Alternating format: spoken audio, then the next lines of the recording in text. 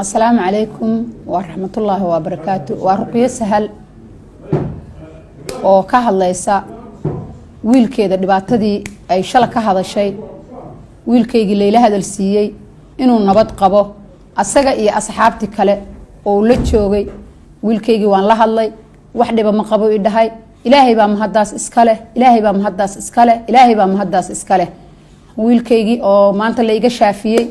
ragii maxay tahay dawladda aan u haystay oo iri wiilkeyga adinka shalay iga qaaday iga afduubay meeshaad geyseen rad iyo raaq oo inaad ila hadal siisaan ama aad meedkiisa igu samarsiisaan ama geeridiisa igu samarsiisaan ama noloshiisa igu samarsiisaan maanta noloshiisa la igu samarsiiyay wiilkeygu wuu ila hadlay waan wareystay wuxuu ugu yiri hooyo aniga waa nabad qabaa waan ladanahay sidaad ila jeceshay baana ahay ragga ila jooga anigu dadkoo dhan hebel ma dhihi karo maxay tahay waxaan weydiiyay ilmaha dariskayga oo raacay mid buu igu sheegay wuxuu dhahay intaas oo qof baan isku meel ku noolnahay midna daba qasar ku nool yahay laba waa isku la noolnahay meel baan isku la noolnahay waa nabad qabnaa marka maanta waxaan halkan ka sheegayaa inaan aad iyo aad u faraxsanahay oo faraxsiga aan faraxsanahayna ilaahay subxaanahu wa ta'aala aan u mahad celinayo oo mahadaas iskale iyo ninkii antaan shala u cabtay maanta yiri maxay ahayd wiilkaagii baan kula hadal siinaya cabashadaydii iiga jawaabay